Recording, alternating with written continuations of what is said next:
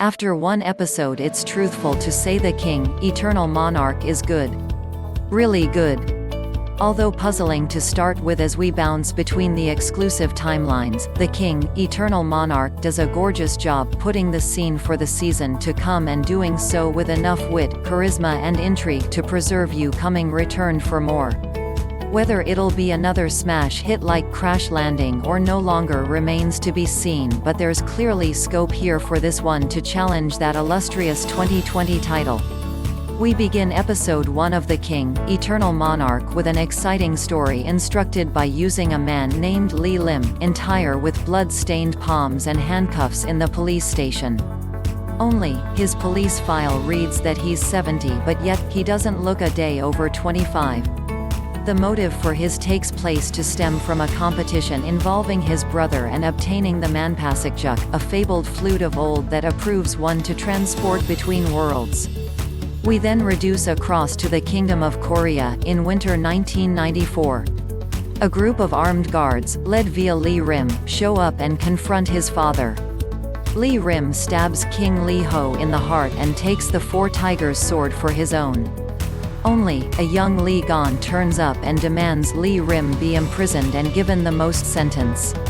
Soldiers surround him and it leads Lee Rim to stab the boy in the throat in opposition to a pillar.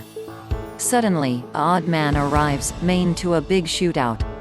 Lee Rim bemoans the lack of time left and hurries out the palace, leaving behind the shattered glass and 2 bodies.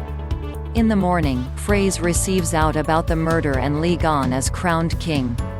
Prince Buyung arrives to oversee affairs and the subsequent manhunt for Lee Rim.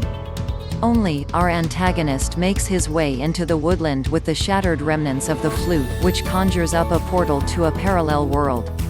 That world takes him to the Republic of Korea in 1994, a world that's some distance unique from his personal and lots extra like the Korea of today.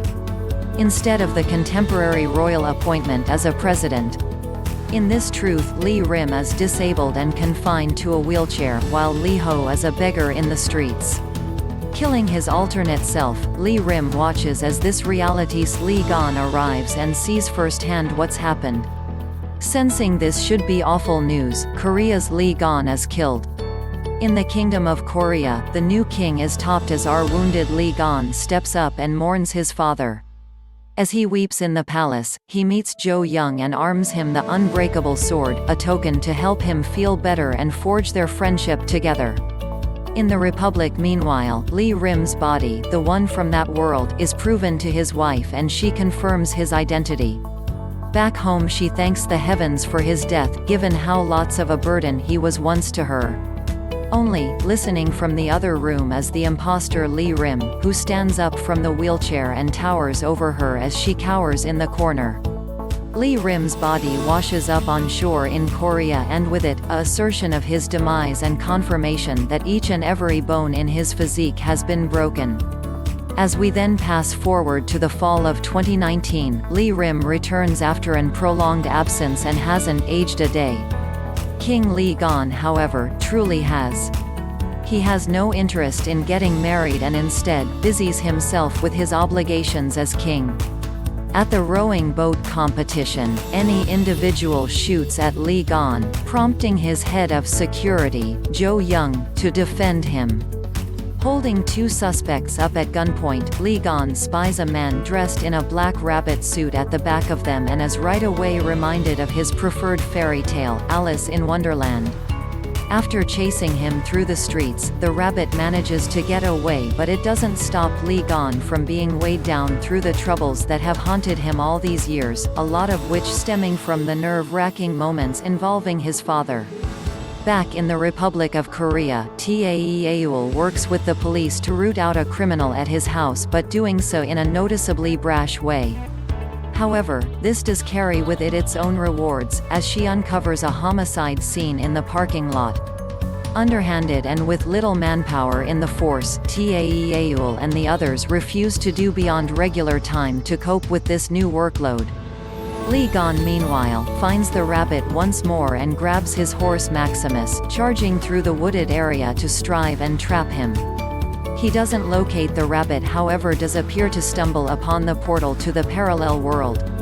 Racing forward, he's transported into Korea, the place Tae-Eul asks him to park his horse by the side of the road. He doesn't listen even though, and instead, looks around this new world some more. Tae-Eul confronts him face to face and, realizing he knows her face, hugs her tightly as he whispers that he's discovered her. This is the place episode 1 comes to a close. The King, Eternal Monarch units the scene fantastically in its first episode. With lots of nods to Alice in Wonderland, The White Rabbit, The Real E-Book and The Searching Glass being the greater obvious ones, plus plenty of glimpses for how this one is possibly to play out going forward. The King, Eternal Monarch does a high-quality job setting the foundations for what's nearly surely going to be a sincerely dramatic season ahead. Given this is Lee Min-ho's first drama after returning from military service, he slots into the role of Lee Gon flawlessly, and his counterpart, Lee Rim, is absolutely shaping up to be a bold opponent going forward.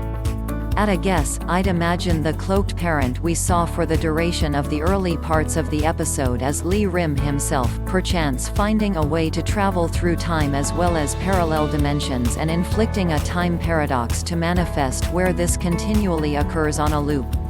Of course, take this idea with a pinch of salt, but it's not all serious doom and gloom right here either. There's some wonderful bits of humor injected into this one, and the tune virtually helps heighten the anxiety too. Quite what tomorrow's episode has in keep for us stays to be considered, but based totally on what we've viewed here, if it's even one half as appropriate as this premiere, then we're in for one heck of a treat.